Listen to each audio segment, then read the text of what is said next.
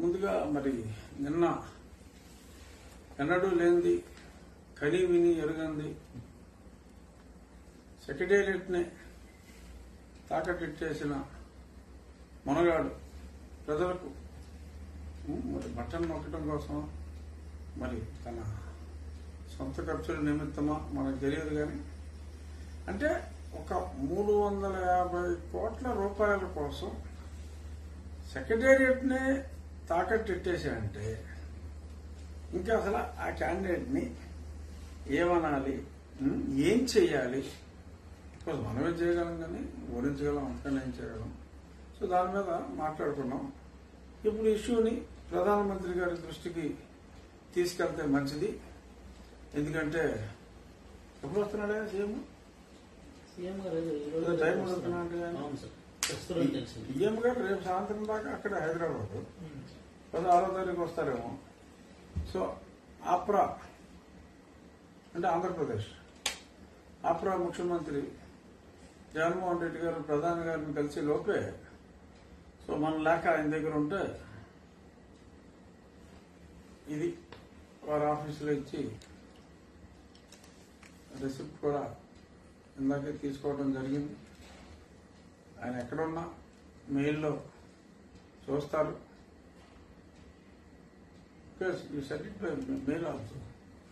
మెయిల్లో చూస్తారు.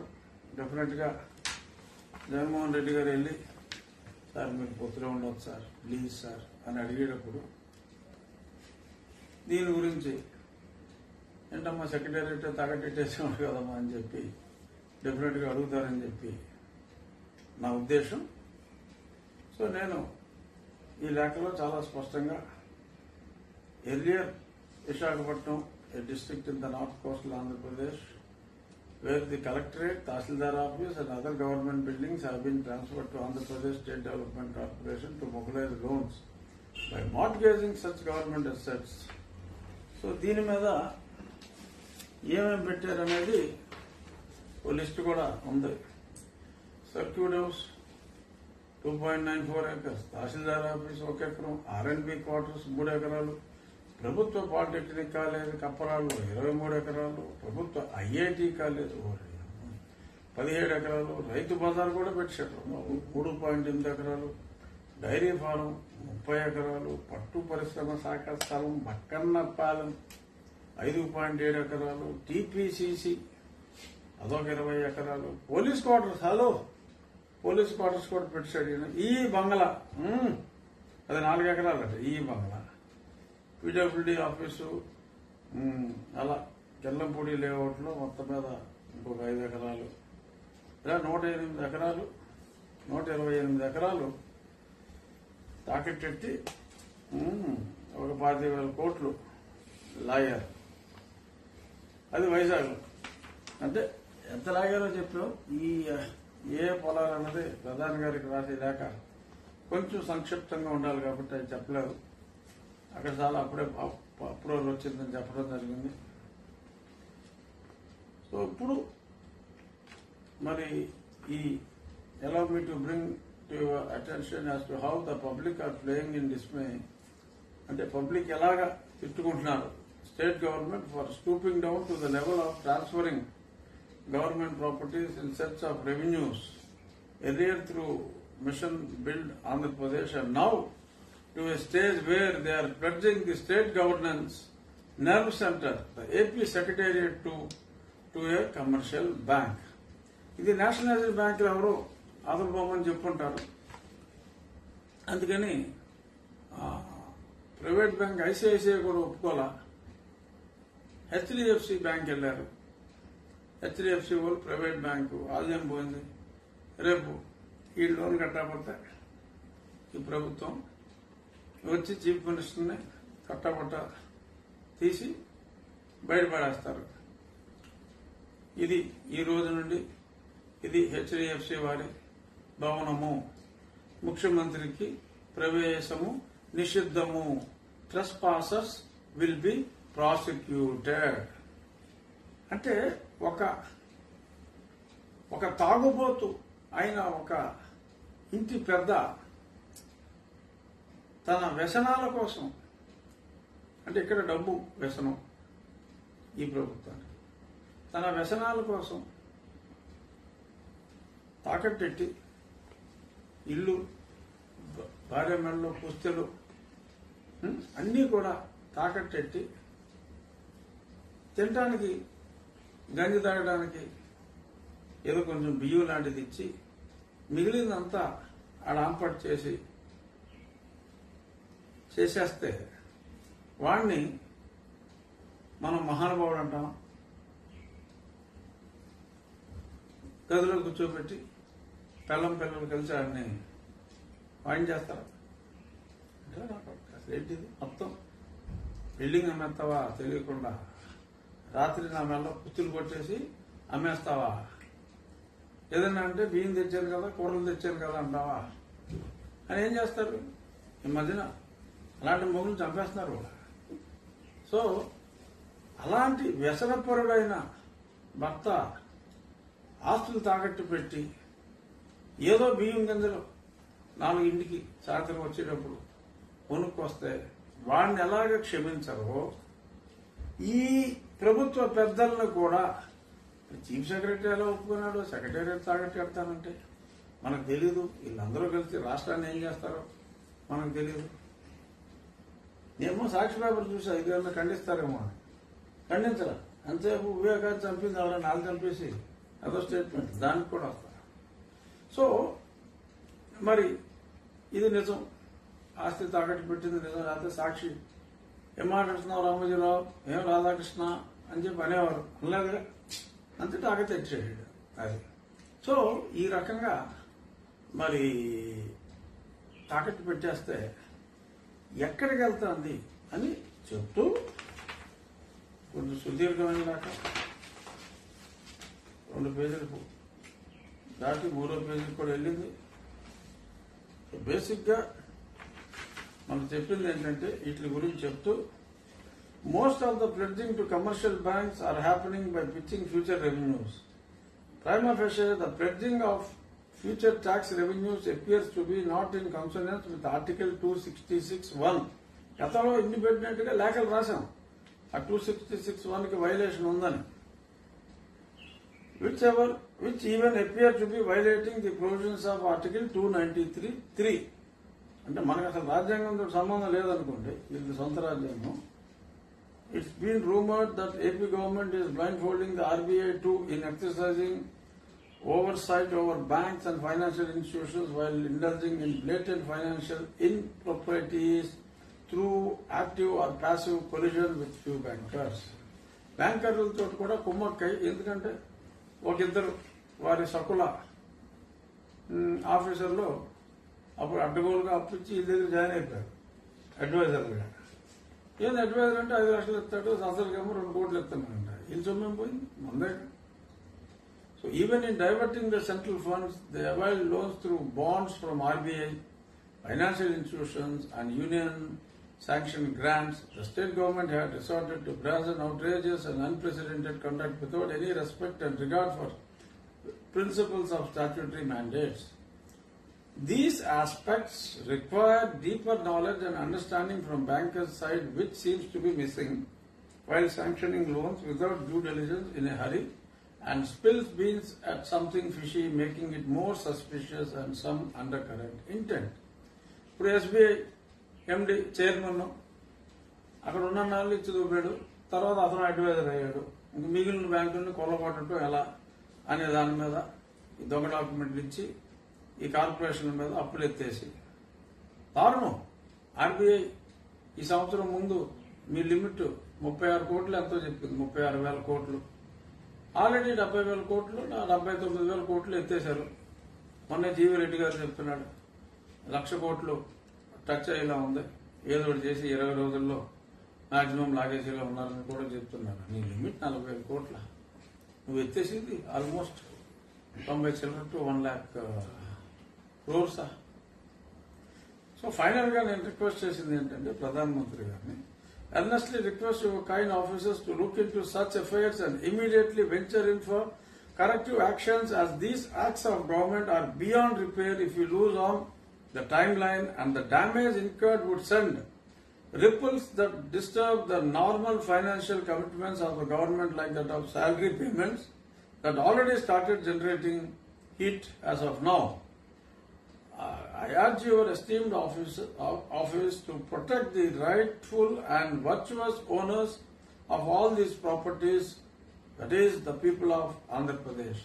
Andhra Pradesh ప్రజల ఈ ఆస్తిని వ్యక్తిగత స్వలాభాల కోసం చేస్తున్న ఈ ప్రభుత్వాన్ని, రాజ్యాంగ ఉల్లంఘనలు చేస్తున్న ఈ ప్రభుత్వం మీద అప్రాప్రియేట్ ఏజెన్సీతో మీరు ఇన్వెస్టిగేషన్ చేయించి తగు విధముగా శిక్షించవలనని ప్రార్థిస్తూ ఈ లేఖ నేను రాయటం జరిగింది. మీడియాకి అందరికీ కాపీస్ కూడా ఇచ్చా. అఫ్కోర్స్ సాక్షి పేపర్లో క్యారీ చేయరు, మరి మిగిలిన పేపర్లలో కూడా ఎక్కడో ఆటో గుద్దింది కుక్క చచ్చింది అన్నట్టు కాకుండా ఇది రాష్ట్రానికి సంబంధించిన సమస్య. సో నాన్ బ్లూ నీలి పేపర్లు కాని వారికి నా సూచన, మరి ప్రధాని గారికి రాసిన ఈ లేఖని నేను రాశానని చెప్పక్కల, ఎవడో ఎంపీ రాశాడని చెప్పుకోండి. కానీ గ్రావిటీ ఆఫ్ ద సిచ్యువేషన్, ప్రజలు ఎలా మోసపోతున్నారు ఎన్ని కొంతమంది చెప్తారు వెల్ఫేర్ స్కీమ్ కే కదా ఖర్చు పెట్టేదని. ఏంటి ఇలాగా 350 కోట్లకి సెక్రటేరియట్ తాకట్టేస్తాడా? అసలు ఆలోచన, మళ్లీ చెప్తున్నా, ఒక తాగుబోతైన భర్త తన వ్యసనాల కోసం ఎలాగైతే ఇల్లు, తన భార్య తాళి తాకట్టు పెట్టి 4 బియ్యం గింజలు తీసుకొస్తే మీరు ఊరుకోరో, అదే పరిస్థితి ఈ దుర్మార్గపు ప్రభుత్వ ప్రజాప్రతినిధిగా చెప్పుకునే వ్యక్తిని అదే ట్రీట్మెంట్ ఇవ్వాలి. మీరు ఆ ప్రజాప్రతినిధిని, ఆస్తులన్నీ ప్రజల ఆస్తుల్ని తాకట్టు పెట్టిన ఆ ప్రజాప్రతినిధిని శిక్షించవలసిందిగా, తమ ఓటు ద్వారా శిక్షించవలసిందిగా నా ప్రార్థన. ఇదండి పిఎం గారికి రాసిన లెటరు. మా వాడు అన్ని తాకట్టేస్తున్నాడు సార్. అసలు మరి రేపు ప్రజల ఆస్తి కూడా డాక్యుమెంట్లు వాళ్ళ దగ్గర ఉన్నాయి, అవి కూడా పెట్టేస్తాడేమో. అఫ్కోర్స్ ఆ పాయింట్ రాయలేదు. ఏమవుతుంది సార్ ఇప్పుడు తాకట్టు పెట్టారు, ఒకవేళ కట్టకపోతే ఏమవుతుంది? అదే చెప్పా ఇందాక, మీరు జస్ట్ ఎంటర్ అవ్వక ముందు ఈ ఆఫీసు మా స్వాధీనంలో తీసుకోవటం అయినది. ముఖ్యమంత్రి గాని, ఇతర మంత్రులు గాని, సెక్రటేరియట్ స్టాఫ్ గాని లోపలికి ప్రవేశించిన ఎడల వారు శిక్షార్హులు, వీరందరికీ ప్రవేశము నిషేధించటం అయినది అని ఒక పెద్ద బోర్డు పెడతాడు అక్కడ. ఇట్లు హెచ్డిఎఫ్సి బ్యాంక్ అని చెప్పి పెడతాడు. అది ఇదే కాదు, మీరు సడన్ గా మీరులు కూడా పెట్టేస్తాడు. ఎప్పుడో మనవాడికి ఎలక్షన్ వచ్చేసింది కానీ ఇంకో 2-3 నెలలు అయితే డాక్యుమెంట్లన్నీ మా వాడి దగ్గర పెట్టుకున్నాడు. ఇలాగే తెగరనా కొడుకు ఎవడో హెచ్డిఎఫ్సి బ్యాంక్ లాంటి 10 మంది ఎదవడో ఆ ఆస్తులు కూడా పెట్టుకుని ఇస్తాడు. సెక్రటేరియట్ తీసుకొని పెట్టాడు. బుద్ధి ఉందడికి, ఓ బుద్ధిహీనుడు ఇచ్చాడు, ఆడికైనా బుద్ధి ఉండాలిగా. హెచ్డిఎఫ్సి వాడికైనా బుద్ధి ఉండాలి కదా దరిద్రుడికి. కమర్షియల్ వెంచర్ ఏం కాదు, అది కమర్షియల్ వెంచర్ కాదు, దాని మీద రెవెన్యూ జనరేషన్ లేదు, కేవలం అరువు ఇచ్చాడు. రాష్ట్ర ప్రభుత్వానికి అరువు వేస్తాడు వీడు బేవకు. అంటే నేను ఇక్కడ బేవకూఫ్ అన్నది హెచ్డిఎఫ్సి బ్యాంక్ నుండి, మళ్ళీ ముఖ్యమంత్రి నన్ను బేవకూఫ్ అన్నారు. బేవకూఫ్ అంటే ఏంటో నాకు మీనింగ్ తెలిసింది అని చెప్పి చెప్తే నాకెందుకు వచ్చింది కూడా. అయ్యా బాబు మదన్మోహన్ రెడ్డి గారు, మిమ్మల్ని కదా నేను అందరి, నేను బేవకూఫ్ అన్నది హెచ్డిఎఫ్సి బ్యాంక్ వాడిని ఎలా చెప్తాడండి? అంటే ఎన్పిఏ అయితే మళ్ళీ దాన్ని వీళ్ళే కొనుక్కొని వీళ్ళే వసూలు చేసుకుంటారండి. ఎన్పిఏ అయితే యాక్షన్ వేస్తారు, యాక్షన్ వేస్తే మళ్ళీ జగన్ కంపెనీలు ఏమన్నా కొంటాయేమో సార్. సరే ఈ 350 వరకు చంద్రబాబు నాయుడు గారు కట్టుకుంటారులేండి ఏదో రకంగా, కానీ అక్కడికి వెళ్తారు. బట్ ఇది చాలా దారుణం. ఈ అప్పు ఇచ్చిన అంటే చెప్పొచ్చు నేను, ఈ అప్పు తీసుకున్న తన్నాలరా బాబు అని ఏం చెప్తాం? ముఖ్యమంత్రిని తనమని చెప్తాం, మళ్ళీ నన్ను తీసుకెళ్తా అంటారు. ఎందుకు వచ్చింది నాకు? ముఖ్యమంత్రిని తాగడానికి వీల్లేదు, ఆ బ్యాంక్ వాళ్ళు తన్నాలి అని చెప్పి నేను సభాముఖంగా తెలియజేయటమైనది. ఇంతకంటే ఆ? ఇవ్వకపోతే తంతాన్ని ఈయన ఇచ్చలేము. కూడా అలా అంటేనే ఇచ్చి ఉంటాడు అన్న. ఎవడో రెడ్డి ఉంటాడు అక్కడ ఆఫీస్ లో, ఎవడో ఏదో సెట్ చేసి ఇచ్చేసి ఉంటాడు. ఏదైనా ఇది చాలా అన్యాయం. Article 266 and article 293 both have been violated by an appropriate agency. You get an inquiry done on the bankers who have given the loans. How did they give the loan? And why these violations were tolerated? ఈ అన్నిటి మీద ఒక enquiry appropriate agency, వాళ్ళు SFIOకి ఇస్తారా, లేకపోతే ఈ మధ్యన ఎక్కడికి పడితే అక్కడ ఈడీఓలు వచ్చేస్తున్నారు. తమిళనాడులో శాండ్ మీద కూడా ఈడీలు వచ్చారు. ఆంధ్రాకి మాత్రం రావట్లేదు. ఆంధ్రాకి వస్తారు అంటే అంటే అలా తమిళనాడు మీదుగా ఆంధ్రాకి గవర్నమెంట్ మారిన తర్వాత వస్తారా, ఇక్కడే వస్తారా? అలా కారణాలు చేస్తే ఏంటి చెప్తాం. తమిళనాడులో పని అయ్యాక స్టాఫ్ ప్రాబ్లం ఉంటుంది కదా, అందులో. అప్పుడు ఆంధ్రాకి వస్తారేమో. వాళ్ళు వచ్చింది కూడా ప్రముఖ దినపత్రికలో. సో అది మరి ఆ లేఖ మీద అట్లీస్ట్ నేను చెప్పింది ఏంటంటే, ఎల్లుండి ప్రధానమంత్రి గారిని కలవడానికి ఆయన వచ్చేది ఎందుకో నాకు తెలుసు. అయ్యా దయచేసి పొత్తు పెట్టుకోవద్దు, మీరు పొత్తు పెట్టుకుంటే మాకు ఒక 10 జిల్లాల్లో పోటీ చేయడానికి అభ్యర్థులు కూడా దొరకరు, ఇది పని అయిపోయిందిరా బాబు, ఇంకా రేపో మాపో రాంగ్ సిగ్నల్స్ వెళ్ళిపోతాయి మీరు పొత్తు పెట్టుకోకపోతే, ఇంకా మీ దయ మా మీద పోయిందని. అంచేత మీరు పొత్తు మటుకు పెట్టుకోవద్దని అడగడానికి వస్తున్నారు సీఎం వస్తున్నాడా? అని టైం అడిగారట. దానికోసం మరి ఆయన 13 దాకా షెడ్యూల్ ఉంది కాబట్టి ఆయన టైం ఇస్తారా ఎవరో అన్నది నాకు తెలీదు. అందులోనూ రేపో మాపో షెడ్యూల్ కూడా. మరి ఎన్డీఏ కొత్త పార్ట్నర్స్ తోటి చేయెత్తి ప్రోగ్రామ్ కూడా ఉందంటున్నారు. చెప్పలేం, బట్ ఆయన ప్రయత్నం అయితే ఆయన చేస్తారు భారీగా.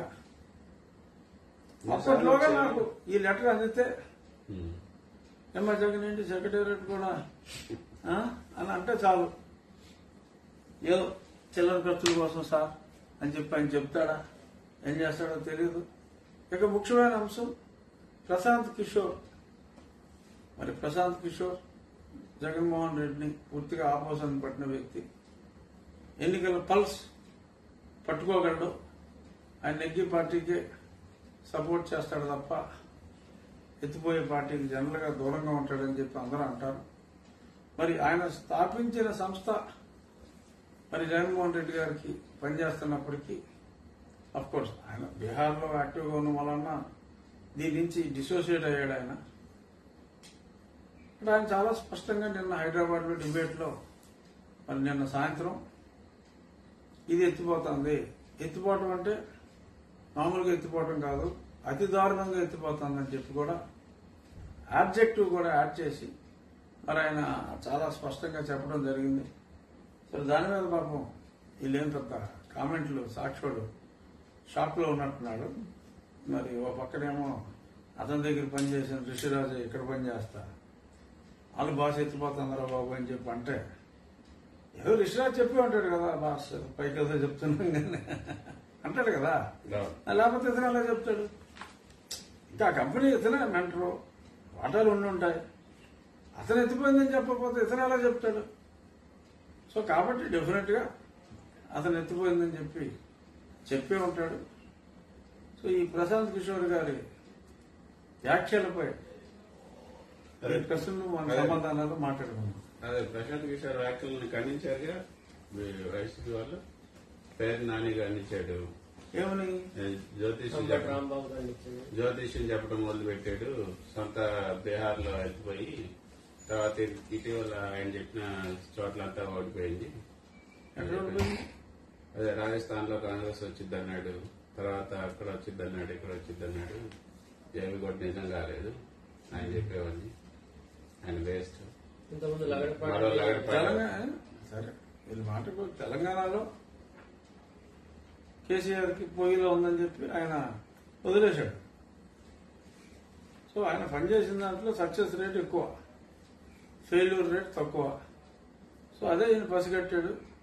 సరే ఏదో పేరు నాని గారు ఏమన్నారు అన్నదే ఇక్కడ ప్రశ్న కాదు. ప్రశాంత్ కిషోర్ గారు చెప్పిన మాటల్లో డెఫినెట్ గా అంత ఓపెన్ గా ఆయన చెప్పాడు అంటే వాళ్ళ కంపెనీ అక్కడ పనిచేస్తుంది కాబట్టి ఇన్ఫర్మేషన్ లేకుండా ఎందుకు చెప్తాడు అన్నది పాయింట్. నేను కామన్ సెన్స్ తో ప్రజలకు చెప్తున్నా. ఉమ్. ప్రశాంత్ కిషోర్ ఐపాక్ మెంటరు ఏదో డిసోసియేట్ అయ్యానని చెప్పిన అతనే ఫౌండరు. అతని దగ్గరే చిన్న పార్ట్నర్ కింద రిషిరాజు పనిచేసేవాడు. రిషిరాజు వీళ్ళందరూ అప్పుడు నా చుట్టూ తిరిగిన వాళ్ళు ఎత్తికెళ్ళిన వాళ్ళే. నాకు తెలుసు ప్రశాంత్ దగ్గర కూర్చోమంటేనే కూర్చుని వేసేది. ఇతను బికాస్ ఇక్కడ Prashant Kishor reputation is at stake. ఇప్పుడు ప్రశాంత్ కిషోర్ ఇంత గట్టిగా చెప్పిన తర్వాత నిజంగానే ఒకవేళ అంటే ఆ ఊహ దరిద్రం అనుకోండి, నిజంగానే ఒకవేళ జగన్మోహన్ రెడ్డి నెగ్గాడు అనుకోండి, ఇతని క్రెడిబిలిటీ ఎట్ స్టేక్ కదా. ఎందుకు అతని క్రెడిబిలిటీని అతను ఈ will keep it at stake. వాళ్ళ మనుషులే అక్కడ పనిచేస్తా ఉంటే ఇప్పుడు ఈ మీడియాకి ఎక్కడేది జరుగుతుందో రియల్ స్టేక్ హోల్డర్స్ కన్నా ముందు మీరు పట్టేస్తారు కదా. పోలీస్ జాగ్రత్తలాగా మీరు వాసన పట్టేస్తారు. వాళ్ళ సొంత మనుషులే అక్కడ పనిచేస్తా ఉంటే, వాళ్ళు డే ఇన్ డే అవుట్ సర్వేలు చేస్తా ఉంటే, సీట్ ఇచ్చిన వాళ్ళే నాకు సీట్ వద్దని చెప్పి సీట్ ఇచ్చిన తర్వాత కూడా పారిపోతూ ఉంటాయి. ఆ అనుచరులు వీళ్ళకి వార్తలు చెప్పకుండా ఉంటారా? క్యాండిడేట్ దొరకలేదండి బాబు అని చెప్పి చెప్తారు కదా. అంతే. ఆ తెలిసిన దాన్ని ఈయన చాలా స్పష్టంగా మొన్న క్యాండిడేట్ టీడీపీ నుంచి పోయిన క్యాండిడేట్ కి ఎమ్మెల్యే పదవి ఇస్తే ఐపాక్ వాళ్ళు నెక్స్ట్ డే ఇంటికి 10 కోట్లు చూపించుకున్నారంట. ఇప్పుడు చాలా మందిని రీచేంజ్ చేస్తున్నారు చూసారా. ఆ రీచేంజ్ చేసిన తర్వాత ఆ ఏరియా ఇన్ఛార్జ్ రెడ్డి గారు ఫోన్ చేస్తారు, షో చేయమంటున్నారండి. ఈ షో చేయడం ఎక్కువైపోయింది ఈ మధ్యన.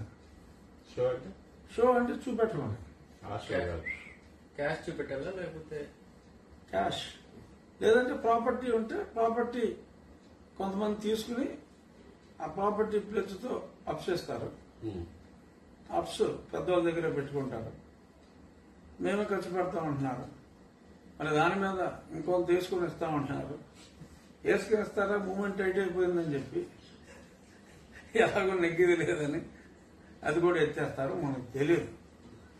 ఏదైనా ఎన్నికల్లో డబ్బులు ఖర్చు పెడతాం, అది ఈజీ కాదు.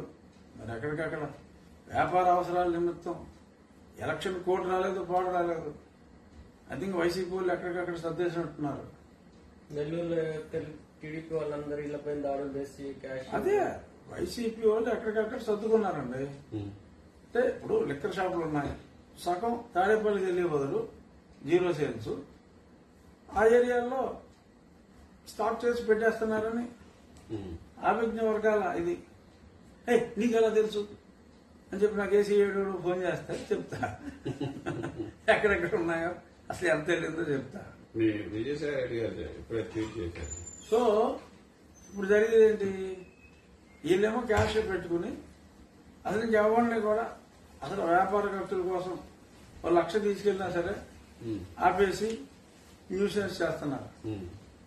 ఈ ఆంధ్ర పోలీసు వాళ్ళు రేపు ఎలక్షన్ కోడ్ వస్తే ఇంకా ఆంధ్ర పోలీసు వాళ్ళు ఎవడు ఇంటికి పడతాడు, ఇంటికి వెళ్ళడానికి లేదు. ఎలక్షన్ ఆఫీసర్ చెప్పాల్సిందే. బట్ ఏదేమైనా జగన్మోహన్ రెడ్డి 1,00,000 కోట్లు ఖర్చు పెట్టినా నెగ్గడండి. ఇంకా తీసేయండి. సో ప్రశాంత్ కిషోర్ వరకు నేను చెప్పేది ఏంటంటే అతను కంపెనీ అతని ఎక్స్ కంపెనీ అక్కడ పనిచేస్తున్నప్పుడు ఆ ఉన్నాడు రిషిరాజు చెప్పకపోవచ్చు. కింద పనిచేసే వాళ్ళందరూ అతని దగ్గర పనిచేసిన వాళ్ళే కాబట్టి అతని అపాయింట్మెంట్ లెటర్ ఇచ్చిన వాళ్ళే కాబట్టి ఆ ఇన్ఫర్మేషన్ లేకపోతే ఇతను పోద్దని ఎందుకు చెప్తాడు అనేది పాయింట్. మరి విజయసాయి రెడ్డి గారు ఏంటని చెప్తున్నారు. సాయి రెడ్డి గారు ఏం చెప్తున్నారు? Do not rely on Prashant Kishore's gut, who is speaking without logical data after meeting Chandrababu Naidu for 4 hours. His gut has also no relevance in present-day contemporary politics. AP government's మరి welfare ఎందుకు schemes. Prashanth Kishore కంపెనీని ఈ తింగరోలు వాడుకుంటున్నారు? AP government's welfare schemes were a savior of crores of people during COVID. AP government welfare schemes are Jaganmohan Reddy and his gangs welfare. ఎక్కడికక్కడ కన్నాలేసేస్తున్నారు. ఇప్పుడు జగన్మోహన్ రెడ్డి గారి welfare scheme అదే 1 కోటి ఎన్ని ఫ్యామిలీస్కి వెళ్తుంది? ఒక కోటి మొన్న వచ్చింది. కేంద్ర ప్రభుత్వం సుమారు ఇక్కడ 75 లక్షల కుటుంబాలకి ఇస్తుంది. ఏంటిది? ఈ గ్రాసరీ ఇదంతా రేషన్. ఈయన ఏమడుగుతాడు ఇక్కడికి వచ్చినప్పుడల్లా, మీరు అంతకే ఇస్తున్నారు, మేము ఇంకొక 45 లక్షల కుటుంబాలకు ఎక్స్ట్రా ఇస్తున్నాం అంటున్నాడు. అంటే 90 ప్లస్ 45 అయితే ఎంత అయింది? 1,40,000 అయింది. 1,40,000 కుటుంబాలు. కుటుంబానికి యావరేజ్ 3.5 మంది మనుషులు వేసుకోవచ్చు. యాక్చువల్గా 4, 3.5 అంటే ఒక మనిషిని సగానికి పోతారా అని చెప్పి ఈ సాక్షి రాస్తాడు దగ్గర వాడు. నేను చెప్పేది ఆన్ అండ్ యావరేజ్ పర్సన్స్ లెక్క చెప్తున్నా. ఒక కుటుంబానికి 3.5 లక్షల మంది అనుకుంటే సుమారు ఇది 1,50,00,000 అనుకోండి. 4,50,00,000 బిలో పవర్టీ లైన్. అంటే మన రాష్ట్ర ఓటర్స్ కన్నా బిలో పవర్టీ లైన్ లో ఉన్న వ్యక్తులు ఎక్కువ ఉన్నారు. అసలు రాష్ట్రంలో నివసిస్తున్న వారి కన్నా కూడా యాక్చువల్ గా if we go by the true calculation, నేను ఆ మధ్యన అన్ని తీసాను కానీ నోట్ చేయటం మిస్ అయ్యా. By true calculation of Jaganmohan Reddy's welfare schemes, ఈ లబ్ధిదారులు రాష్ట్ర జనాభా కన్నా ఎక్కువ ఉన్నారు. ఎట్టట్టున్నారంటే అందుకే మామూలు బటన్ నొక్కింది. అంటే వాళ్ళ లోన్ అకౌంట్లు పోతున్నాయా, బెనామీ అకౌంట్లా? ఏమవుతుందంటే లేని కుటుంబాలు 1 కోటి కుటుంబాలు ఉన్నాయి, ఇంకొక 1/2 కోటి కుటుంబాలు లేవు. 1/2 కోటి కుటుంబాలకి రేషన్ ఇచ్చామంటారు. సెంటర్ నుంచి వచ్చి సరిపోద్ది. నిజంగా అవన్నీ చూసే ఇచ్చారు ఇంతమందికి. ఆ ఎక్స్ట్రా మేము ఇచ్చామని చెప్పేది ఏంటంటే ఇక్కడ ఖర్చు రాస్తారు, కాకినాడ పోర్టు నుంచి ఎక్స్పోర్ట్ అయిపోద్ది, ఐవరీ కోస్ట్ వెళ్తుంది. 3-4 ఆఫ్రికన్ కంట్రీస్ లో నిన్న బోట్స్వానా నుంచి అక్కడ some important people at very high level నన్ను కలిసి అది చెప్తున్నారు. ఆ చుట్టుపక్కల 4-5 దేశాల్లో కొన్ని పేర్లు చెప్పారు. నాకు ఆ పేర్లు నేను చెప్తే బాగోదు. వాళ్ళు వచ్చి కొన్ని వేల కోట్లు అక్కడ ఇన్వెస్ట్మెంట్లు చేస్తున్నారు. సో పింఛన్దారులు ఎక్కువ మంది ఉంటారు. ఆ పింఛన్ మటుకు అకౌంట్లోకి వెళ్తే నొక్కేయడం కుదరదు. అవ్వా 1వ తారీఖు టెన్షన్గా ఉద్యోగస్తులు జీతం అవ్వా, ఎందుకంటే అది ఆడ అకౌంట్లోకి వెళ్తుంది. ఈ పింఛన్దారులకేమో తలుపు కట్టి టిక్ టిక్ టిక్ అవ్వా జగన్ బాబు పంపించాడు. ఎంతమంది పంపుతాడు? 70% పంపుతాడు. అవి కూడా అకౌంట్లో అయితే ఇంకా వాలంటీర్లు పని అవసరం లేదు సార్. వాళ్ళకి 5,000 ఇవ్వాల్సింది. అది కూడా అకౌంట్లో వేస్తే వాలంటీర్కి పని లేదు, నొక్కేయడం కుదరదు. ఇప్పుడు ఏమవుతుంది? నొక్కితే నొక్కడానికి కాదండి, క్యాష్ డ్రా చేస్తారు. ఎవరైతే నిజంగా వృద్ధులు ఉన్నారో వాళ్ళకి వాలంటీర్లు ఇస్తాడు. ఆ మిగిలిన డ్రా చేసి ఉండిపోతుంది పక్కన. కాకపోతే కొంతమంది కుర్రవాళ్ళు పుట్టుకతో వృద్ధులు అని చెప్పి శ్రీశ్రీ గారి ఆదర్శంతో పిల్లవాడిని కూడా వృద్ధుల కింద లెక్కలేసి పిచ్చిరేస్తున్నారేమో నాకు తెలియదు. చాలా ప్రతి స్కీము స్కామేనండి, ప్రతి స్కీము స్కామే. అంతా డిజిటలైజేషన్ అంటారు. దీంట్లోనే పెన్షన్లు డిజిటలైజేషన్ లేదు, లిక్కర్ అమ్మకంలో డిజిటలైజేషన్ లేదు. ఎక్కడైతే ఫుల్ క్యాష్ ఫ్లో ఉంటుందో అక్కడ డిజిటలైజేషన్ చేయరు. మరి మీ మోడీ గారు సిబిఐ ఈడీని పంపించారా సార్? దేనికైనా టైం రావాలండి. మాట్లాడితే మా మోడీ గారిని అంటారండి మీరు. టైం రావాలి. మనసు దోచాడు కొంచెం కొంచెం. ఎందుకంటే దేశాన్ని రిపేర్ చేసే పనిలో ఉన్నారు. Repair after repair. ఇప్పుడు రిపేర్ చేసే సమయం ఆసన్నమైందని మేము అనుకుంటున్నాం. ఎందుకంటే అసలు కేంద్ర ప్రభుత్వం ఒక్క స్కీమ్ లో కూడా డీబీటీ కాకుండా ఈ క్యాష్ డ్రా చేసి ఇచ్చే స్కీమ్ లేదు. మావాడేమో నెలకి 2,000 కోట్లు నా అవ్వా తాతల కోసం ఇలా డ్రా చేసి ఇస్తున్నారంటే దీన్ని మర్మం ఏమి తిరుమలేసాలనే అనుమానం అందరికి వస్తుంది. సో ఆ రకంగా అదంతా పచ్చి ఫ్రాడు మోసం, ఇందులో నో డౌట్. ఇక నెక్స్ట్ టాపిక్ వెళ్దాం. నెక్స్ట్ టాపిక్ ఏంటంటే వ్యూహం. నిన్న నేను చెప్పా వ్యూహం కలెక్షన్ ఆ డీసీఆర్లు అంటే చెప్పా. శనివారం రిలీజ్ అయింది. శనివారం రాయలసీమ అంటే మరి చాలా ఇంపార్టెంట్. అసలు జగన్మోహన్ రెడ్డి అంటే ఆ పులి సింహం ఇలా చెప్పుకుంటారు కదా.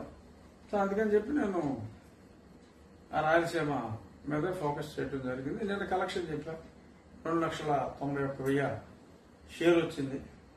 క్యూబ్ ఛార్జెస్ కట్టాకట్టుగా కవర్ అవ్వచ్చు. బట్ వాల్ పోస్టర్లు వేసిన, పేపర్ అడ్వర్టైజ్మెంట్లు వేసిన అన్ని బొక్కాయి. వాల్ పోస్టర్కి వేసిన మైదా ఖర్చు కూడా రాదు. పోస్టర్ ఖర్చులకి అవుట్. మైదా వేసి అతికించాలి కదా, మైదా ఖర్చు కూడా రాదు. అది మొన్న నార్మల్గా ఏదైనా సినిమా మీకు తెలియదు ఏముంది, సండే కలెక్షన్ రిలీజ్ అవుతుంది. అంత బోగు సినిమా అయినా శనివారం కన్నా రిలీజ్ రోజు ఆదివారం రిలీజ్ అవుతుంది. ఆదివారం డౌన్ అయిపోతే దాన్ని ఏమంటారు? మొన్న 292 నుంచి నిన్న 250 మీద కొన్ని రూపాయలకి పడిపోయింది. వీళ్ళు రాజుగారికి ఎలా వెళ్ళింది ఆ డీసీఆర్. ఇక మిగిలిన థియేటర్లు అందరినీ ఎవరైనా ఎన్ని షోలు పని చాలా చోట్ల షోలు పడాలంటే మినిమం ఎనమండూరు ఉండాలంట. ఎనమండూరు కూడా లేకపోతే ఇద్దరు వెళ్ళారనుకోండి, డబ్బులు ఇచ్చేస్తారు బాబు అని చెప్పి పంపించేస్తారు. 8 ఉండాలంట మినిమం, 6, 8 అవ్వలేదు. చాలా చోట్ల షోలే పడాల. సో నాకైతే రిపోర్ట్ రాకుండా చాలా ట్రై చేశారు. Give me my phone, I would have not by now. 8 లెక్క అంటే మినిమం మరి ఆ మినిమం ఛార్జ్ రావాలంటే 8 అనేది ఉండాలి. నలుగురే కదా. అది మీరు జనరల్ గా వేదాంతానికి వెళ్ళారు, నేను సినిమాల గురించి. సో ఇది నాకు బాబు ఆ రాజుగారి రిపోర్ట్లు వెళ్ళకుండా చూడండి రా బాబు అని చెప్పి వాళ్ళు చాలా మనకంతా రిపోర్ట్ చాలా పక్కాగా వస్తుంది. దాని గురించి మాట్లాడుతున్నది ఏముంది సార్ కలెక్షన్ లైన్ అంటే అలా కాదు కదా. దీనికి చెప్పుకోవాల్సింది ఉంది. ఒక వ్యక్తి గురించి అసలు ఇంట్రెస్ట్ చూపెట్టలేదు అంటే ప్రజల మైండ్ సెట్ కి అదొక లిట్మస్ టెస్ట్ అంటారు చూసారా. పిహెచ్ కి ఈజీగా పిహెచ్ ఎంతో తెలియాలంటే అలాగే పబ్లిక్ పల్స్ తెలుసుకోవడం కోసం ఇంతోటి సర్వేలు అక్కర్లా. ఇతను ఒక మహానుభావుడని తను కీర్తించుకుంటూ ఇవన్నీ కూడా ఫుల్ అడ్వర్టైజ్మెంట్లు 2 నెలలుగా దంచుతున్నారు. అది సినిమాగా రిలీజ్ అయినప్పుడు వైసీపీ వాళ్ళు అంటే మాకు 50 లక్షలు ఎంతమంది ఉన్నారన్నారు కదా పార్టీ కార్యకర్తలు. 50 లక్షల్లో లబ్ధిదారులు వదిలేయండి, పోని లబ్ధిదారులు తెలిపారు. ఈ 50 లక్షల్లో 5 లక్షలు చూసినా ఇప్పుడు ఎక్కడ టికెట్ 70-80 రూపాయలు 100 రూపాయలు తక్కువ లేదు. 5 లక్షల మంది చూసినా కనీసం 5 కోట్లు రావాలి. 3 టికెట్లు 5 టికెట్లు తిరుగుతున్నాయంటే అది ఒక ఇండికేషన్ అని చెప్తున్నా. అంటే ప్రశాంత్ కిషోర్ చెప్పిన దానికి వ్యూహం కలెక్షన్ కి నేను కోరిలేషన్ చెప్తున్నా. అది నా ముఖ్యోద్దేశం. ప్రశాంత్ ఇష్యూ సెపరేట్ గా చెప్పి నిన్న చెప్పిన వ్యూహం గురించి మళ్ళీ ఇప్పుడు కూడా ఎక్కువ చెప్పాల్సి వస్తుందంటే ఇది సరే. నేనేమన్నానంటే సరే ఆయన ఏదో చెప్తాడులే రిపోర్ట్లు రాకుండా ఉండాలని. ఆంధ్ర రిపోర్ట్ ఏదో రకంగా పట్టుకుంటారా అంటే మరి నాకు సినిమా ఫీల్డ్ లో కనెక్షన్లు ఎక్కువ కదా సార్, సీరియడ్ ఎక్కువ ఉందండి సార్ ఆంధ్ర కన్నా. ఇంకా మీరు ఆ కలెక్షన్ కూడా చెప్తే గుండె చేస్తారు సార్ వీళ్ళు, ఇంకా నన్ను వదిలేడు బాబు నేను మీకు చెప్పలేనని చెప్పి ఇంతకీ ఎంత అంటే రానుంది కలిపి దీనికన్నా తక్కువ ఉన్నారు. ఇది 2 రోజులు కలిపి 292, 250 అంటే దగ్గర మరి ఆల్మోస్ట్ 5 లక్షల చిల్లర వచ్చింది. ఆంధ్ర ఎంతకన్నా తక్కువ ఉన్నారు. మరి అట్లాంటి సినిమాకి ఎవరు సార్ థియేటర్లు ఇచ్చింది? థియేటర్లు ఇవ్వకపోతే చంపుతారు. ఇంకేమైనా ఉందా? మంచి మంచి థియేటర్లు ఇచ్చారు. ఏసీ థియేటర్లు మంచి మంచి థియేటర్లు ఇచ్చారు. మల్టీప్లెక్స్ స్క్రీన్లు ఇచ్చారు. చూసేవాళ్ళు లేరు. వ్యూహం 2 అన్న ఏమన్నా ఆశ పెట్టుకోవచ్చు. వ్యూహం 2 అనగా శపథం. ఇంకేంటి పెట్టుకుంటాను. నా ఉద్దేశం 2 కలిపి ఓటీటీలో వేసేస్తారేమో అనుకుంటున్నాను. 1+1 బోనస్. అంటే అది ఎలా ఓటీటీ అంటే ఫ్రీగా సబ్స్క్రైబర్స్ దగ్గర చూసేది. ఆల్రెడీ ఏదో 500 ఓటీటీలో కూడా చూడమని చెప్పి వచ్చింది సార్. దానికి ఎందుకు చూస్తారండి? ఇదిగో మన రచ్చబండి వస్తే ఆ టైంకి మీ దరిద్రులు మనకెందుకురా రాజుగారు రచ్చబండి చూసుకుందాం అని చెప్పి చూస్తారు. ఎందుకంటే మనకి యావరేజ్ అన్ని ఫార్మాట్లో 1 మిలియన్ వ్యూస్ ఉంటున్నాయి. అసలు ఇప్పుడు వచ్చి అసలు కనీసం 1,00,000 మంది కూడా సినిమా చూడాల. 1,00,000 కర్మ చిచ్చి ఎంతమంది చూసుంటారు? యావరేజ్ 100 రూపాయలు ఏంటి టికెట్కి? సేమ్ మొత్తం అంటే షేర్ 50 రూపాయలు ఏంటి పోనీ? 50 రూపాయలు షేర్ 5 లక్షలు కలెక్షన్ అంటే ఎంత? 250. అంటే 10,000 మంది చూసారా? అంతే అంతేగా. సో అది అంచేత ఆ రకంగా ప్రశాంత్ కిషోర్ గారు చెప్పినది వ్యూహం వారు పన్నిన వ్యూహంలో చిక్కుకున్న అర్జున్ రెడ్డి గారు, సారీ మదన్ మోహన్ రెడ్డి ఆయన పేరు. అందులో మదన్ జగన్ క్యారెక్టర్ మదన్ అయింది. టాల్గా ఉన్నాడు అనుకోండి హీరో. మరి అంత టాల్గా ఉండి ఇది మా జగన్ గారి కథ కాదనుకుని చూడటం మానేశారు. మరి జనం తెలియదు నాకు. ఏదైనప్పటికీ అది ట్రూ మీనింగ్. పేరు మదన్ మోహన్ రెడ్డి అని పెట్టారు ఈ సినిమాలో.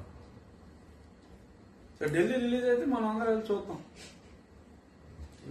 ఇంత చెప్పిన తర్వాత కూడా దాన్ని చూసి చూడాలి కదా. ఇప్పుడు ఇంకోటి ఏంటంటే జనం చూసి రిజెక్ట్ చేస్తే అదో రకం. అది థియేటర్కే రాట్లా, చూడటానికే రాట్లా. జనమే నిషేధించారు. Yes, literally they have banned. అంటే ఇప్పుడు ఏం చెప్పారు? మీకు లబ్ధి చేకూరిందని మీరు నమ్మితేనే నాకు ఓటేయండి, లేకపోతే నేను ఓటు అడగను అన్నాడు కదా. అంటే ఎంత లబ్ధి కుదిరితే చూడాలి కనీసం 1,00,000 మంది 1,00,000 చూడాలి కదా. చూడలేదు. జిఆర్ గారి భాషలో చెప్పాలంటే జిఆర్ గారి భాషలో చెప్పాలంటే అయిపోయి అంతే. ఇచ్చేటప్పుడు ఇక నెక్స్ట్ ఇష్యూకి వెళ్దాం. ప్రశ్నలు మళ్ళీ పెట్టుకోవచ్చు. ఎవరో పాపం గంజాయి వనంలో తులసి మొక్కలాగా మల్లిక గర్గ్ అని చెప్పి ఒక ఐపీఎస్ ఆఫీసరు, మహిళా ఐపీఎస్ ఆఫీసర్, ఆవిడ స్ట్రిక్ట్ గా ఉంటుందట. ఇది చేసి గాండోపల్లికి సహకరించట్లేదట. అందుకని చెప్పి 20 రోజులకే ఆవిడ్ని బదిలీ చేశారు. ఎవరో కృష్ణకాంత్ పటేల్ గారిని వేశారు. అంటే ఆవిడని సిఐడికి వేశారు. ఇప్పుడు ఇంకా సిఐడికి ఏం అరెస్ట్ చేయాలని ఇంకేం ఉండవు కదా. చెత్త కేసులు, చెత్త కంప్లైంట్లు ఆవిడ ఎలాగో పెట్టదు ఆ మల్లిక గారికి.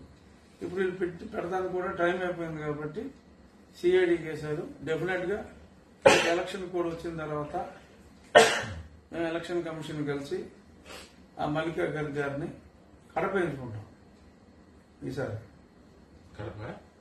అడుగుతాం. మరి ఈ ముఖ్యమంత్రి, కడప జిల్లాకు చెందిన ముఖ్యమంత్రి, కడప జిల్లాకు చెందిన చీఫ్ సెక్రటరీ, కడప జిల్లాకు చెందిన డీజీపీ, మరి వీళ్ళందరూ కడప జిల్లాలో ఉన్నారు. వీళ్ళు ఏం ఫ్రాడ్ చేస్తారో మాకు తెలీదు. అంచేత హానెస్ట్ కాబట్టి ఈ అమ్మాయి ఆ మల్లికా గర్గ్ గారిని కడప వేయమని చెప్పి డెఫినెట్ గా ఎన్నికల కమిషన్ ని మేము రిక్వెస్ట్ చేస్తాం. That is the right place. ఎందుకంటే ఆ కడపలోనే అఘాయిత్యాలు మరీ ఎక్కువ జరగవచ్చు. ఇది మల్లికా గర్గ్ గారి స్టోరీ. అలా ఎవడైనా నిజాయితీగా ఉంటే సిఐడి ఆ విజిలెన్స్ లో రెడ్డి వేశారు, రఘురామరెడ్డి అని విశృంఖలమైన పవర్స్ ఇచ్చారట. ఆయన అత్యవసర నామోదులో ఎవరి మీద పడిపోవచ్చట, ఏ కేసు అయినా పెట్టుకోవచ్చట. సో ముఖ్యంగా మనకి ఆంధ్రప్రదేశ్ లో వ్యాపారం లేదు కాబట్టి సరిపోయింది. చాలా దారుణంగా ఉన్న పరిస్థితి. ఇప్పుడు సాక్షి కోటం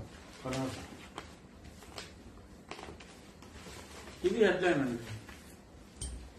చంపింది ఎవరు? ఎప్పుడు సార్? ఇవాళ ఇవాళ సార్. చంపింది ఎవరు? సాక్షివాడికి తెలీదా? ఇక్కడికి ఆగాడా? ఆగలా. ఇంకొక ఫుల్ పేజ్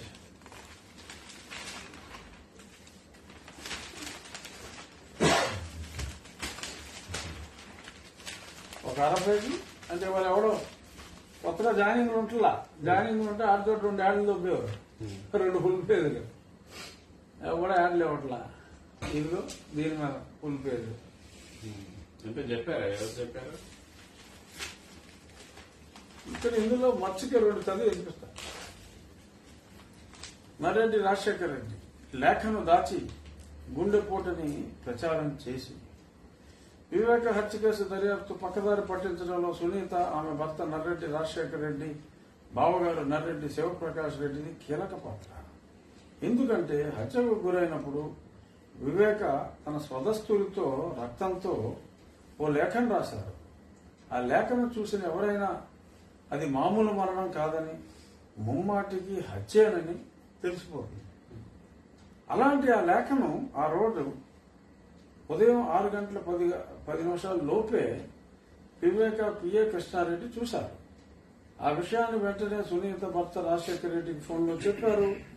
మేము వచ్చే వరకు ఆ లేఖను కానీ వివేక సెల్ ఫోన్ కానీ ఎవరికి ఇవ్వవద్దు, పోలీసులకు కూడా చెప్పొద్దు అని వారు పిఏ కృష్ణారెడ్డిని ఆదేశించారు. ఆ లేఖను కనుక వెంటనే పోలీసులకు ఇవ్వమని వారు చెప్తుంటే మొత్తం వ్యవహారం మరోలా ఉండేది. ఎలా? వివేకాది హత్య అని అప్పుడే తేలిపోయేది. ఎవరు మృతదేహం వద్దకు వెళ్లేవారు కాదు, పోలీసులు తమ పని తను చేసేవారు. అది గోప్యంగా ఉంచడంతో అది నిజంగానే గుండెపోటు అనుకున్నారట. అవినాష్ రెడ్డికి కూడా తెలియలా అంత ఇది చేసిన. సో ఒరే సాక్షి, అక్కుపక్షి, నీకు నా ప్రశ్న, ఇదా రేడు బట్ ప్రజలకు తెలియటం కోసం.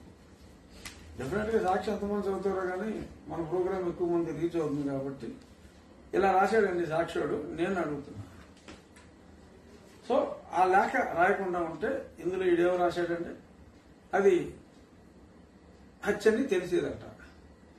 మరి వీళ్ళు సగం తల పగిలిపోతే తలంతా కట్టేసి బాడీకేమో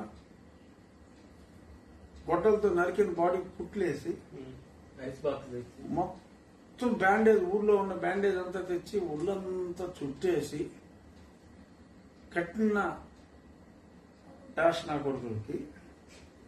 అంటే గుండెపోటు వస్తే ఒళ్ళు బద్దలైపోవటం, తలకాయ బద్దలైపోవటం, ఇవన్నీ పులిందులోళ్ళు గెస్ట్ చేశారా? ఆ లేకుంటే తెలిసేదట అది అసహజ మరణం అని. ఆ లేక ఎలిగడికి దగ్గరుండి ఈ జోగాళ్ళు వైఎస్ రెడ్డిలో ఒక 4-5 అందులో చేరి శివశంకర్ రెడ్డి ఈ బ్యాచ్ ఇల్లంతా తుడిపించారు, రక్తం కడిగించారు. గొడ్డలతో చేశారని వాళ్ళే చెప్పారు. షిన్నాయిని అక్కడ గొడ్డలతో వచ్చారు, ఆ ఖమ్మోర్ పూశారు అని చెప్పాడు కదా. మళ్ళీ అక్కడి నుంచి ఇక్కడ తీసుకొచ్చారు. అదంతా ఇన్వెస్టిగేషన్ అవ్వకముందే చెప్పాడు ఆయన. చూసుంటాడు, నన్ను కూడా చూసుకుంటాడు. డెఫినెట్ గా ఆ మాత్రం ఫ్రీడమ్ లేదే అంటాం. ఎందుకంటే ఎంత సునీత చంపేసిందని పేపర్లో రాసిన తర్వాత మనం ఈ మాత్రం మాట్లాడకపోతే ఇంకెందుకు. సో ఇక్కడ జరిగింది వాళ్ళకంట పాపం.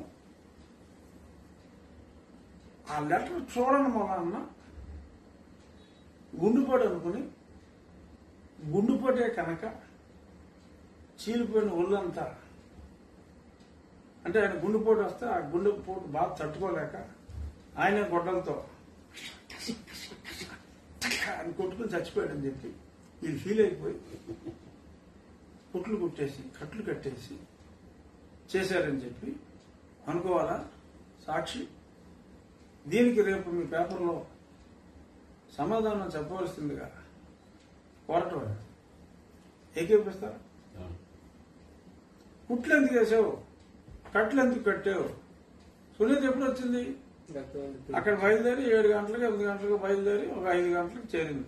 అంటే 7 తర్వాత 5 గంటలకి అమ్మాయిని తీసుకుని చేరింది. అబ్బాయి గారేమో నిదానంగా హెలికాప్టర్ని వాడకుండా, విమానం వాడకుండా స్లోపో అని చెప్పి స్లోగా వచ్చినట్టుగా తెలిసింది. ఆ డ్రైవర్ కూడా చనిపోయాడు, స్లోగా పంపించుంటాడు.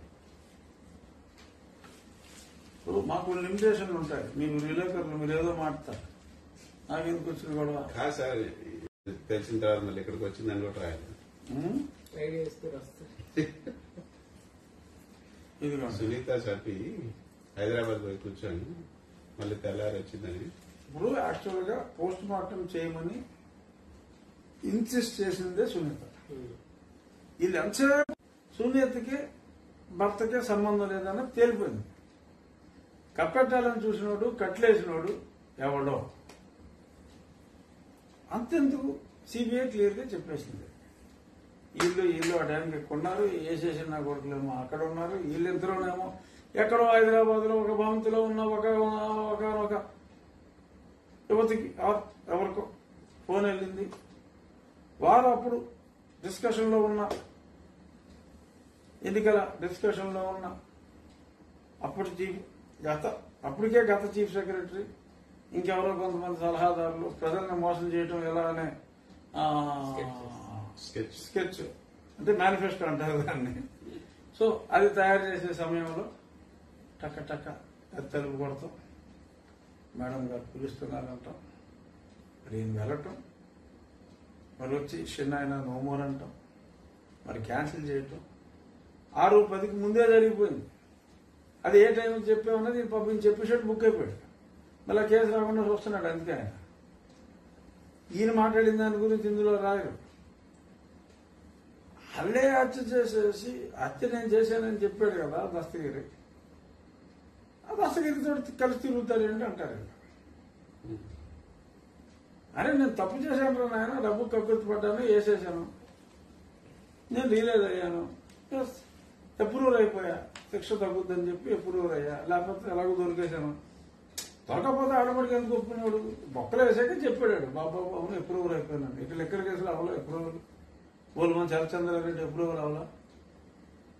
సో అప్రూవర్ అయితే చట్టంలో కొంత రిలీఫ్ ఉంది కాబట్టి అప్రూవర్ అయిపోయి దొరికేసిన తర్వాత అప్రూవర్ అయిపోయి అయ్యాడు.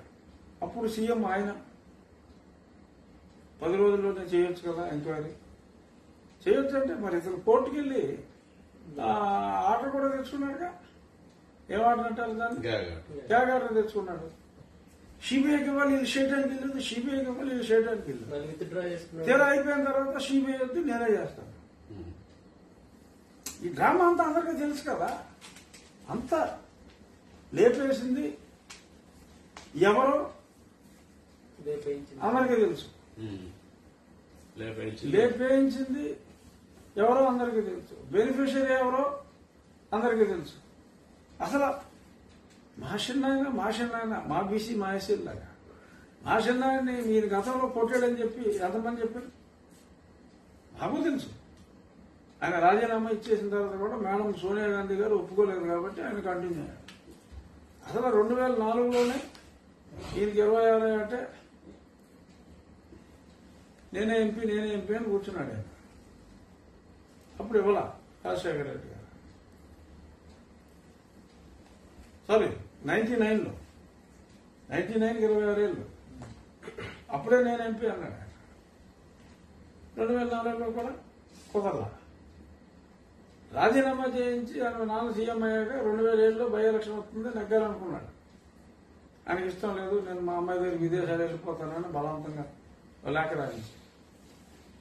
సో ఎవరు బెనిఫిషియర్? ఈ మర్డర్ లాగైనా సార్ ఆ లేఖ కూడా ఇప్పుడు మర్డర్ టైంలో ఎక్కువ లేఖ రాయించారు, అప్పుడు కూడా ఆయన అంటే అది అంటే చేంజ్ చేసుకుంటే ఆయన మనస్తాపంతో నిజంగానే వెళ్ళిపోదామని అనుకున్నాడు ఆయన. మేడం మట్టుపడింది. చేసుకున్నారా కాల్ చేసుకున్నారా అన్నది మనకు అనవసరం అనుకోండి. కానీ లబ్ధిదారులు డెఫినెట్ గా వీళ్ళే అన్నది నా ఉద్దేశం. గొట్టంతో వేసిన తర్వాత ఎట్రాయించారు సార్ అసలు లేక ఫుల్ షాట్లు అయిపోయాక కాదు, ముందు చేతి మీద కొట్టారు, కొట్టి రాయమన్నారు బలవంతంగా.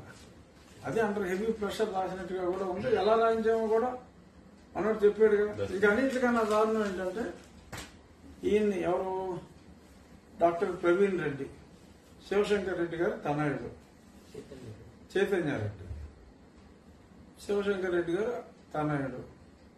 అంతకుముందు ఎప్పుడు జైలుకి వెళ్ళి అతను ఎప్పుడు సర్వీస్ చేయలేదట. జైలోడు అడిగాట, ఇతను జైలుకి రాకముందే అడిగాట అతను జైలుకి వస్తాడని. జైలుకి తెలిసి ఉండకపోవచ్చు, వీళ్ళకి తెలుసు కదా ఏ కేసులు పెట్టి వేయాలి, ఎలాగా పీటీ వారెంట్లు ఇచ్చి కంటిన్యూ చేయాలి తెలుసు కదా. జైలుకి చెప్పారు ఇతన్ని పలానా తారీఖు పిలువని. అన్నాడు డాక్టర్ని 20 రోజుల ముందు ఎవరో బుక్ చేసుకోడండి. జైల్లో డాక్టర్ని 20 రోజుల ముందు బుక్ చేసుకోడు. స్కెచ్ చేసిన వాళ్ళకి తెలుసు 20 రోజులు ఇక్కడ ఉంటాడు కాబట్టి అడ్వాన్స్ బుకింగ్ చేయమన్నాడు. వీడు అడ్వాన్స్ బుకింగ్ చేసుకున్నాడంట చైతన్య రెడ్డిని. చైతన్య రెడ్డికి తెలియదంట వాళ్ళ నాన్న కో అక్యూజ్డ్ ఈ జైలుకి వస్తాడని. అప్పుడు కాదు వస్తాడని జైలు గారికి తెలియదట. సో వాళ్ళు వచ్చారు, ఈయన మామూలుగా ప్రజాసేవ చేయడానికి ఈయన వచ్చాడు. ఉచితంగా సేవ చేయడానికి వస్తానంటే మేము కాదంటామా? ఈయన వచ్చాడు వైద్యులకి రోగులకి, రోగేవాళ్ళు లేరు అక్కడ, చెకప్కి ఈయన వచ్చాడంట, చూసాడంట. ఎవడన్నా నమ్ముతున్నా అక్కడికి వెళ్ళినప్పుడు వీడికి బేరం పెట్టాడంట 20 అన్నాడంట. మా ఎమ్మెల్యేలు అందరినీ షో అంటున్నారు కదా, ఒక ఎమ్మెల్యే షో చేసింది ఇచ్చేస్తారు అక్కడ 20 అన్నాడంట. నువ్వు అన్నాడంట, ఎంతైనా నువ్వు అన్నాడు. క్యారెక్టర్ అంత అంతడు అప్పుడు వర్ష ఫెయిల్ అయినా ఎంత ఇచ్చినా నువ్వు అన్నాడంట. మరి ఇదంతా నేను ఇప్పుడు నిన్న సాక్షులు అంటాడు, ఎంత దారుణమైన అప్పనిందా. 2 నెలల తర్వాత వీడు మాట్లాడతాడా? 2 నెలల తర్వాత వీడు జైలుకి వచ్చాడని ఇప్పుడు చెప్తాడా అన్నాడు. నేను నెల 15 రోజుల క్రితమే మన రచ్చబండ్లన్నీ ఉంటాయి కదా, నెల 15 రోజుల క్రితమే చెప్పా, ఇదిగో 3 రోజుల క్రితం వీడు వచ్చాడంట, వీడికి ఇలా ఆఫర్ చేశాడంట అని నేను అప్పుడే చెప్పా. అప్పుడు వీడు ఎవడో ఖండించలా. సో ఇదంతా ఈ జైలుకి ఈ చైతన్యారెడ్డిని ఎవరు పిలవమన్నారు? ఆ టైంకి వాడు సరిగ్గా అక్కడికి ఎలా వచ్చేసాడు?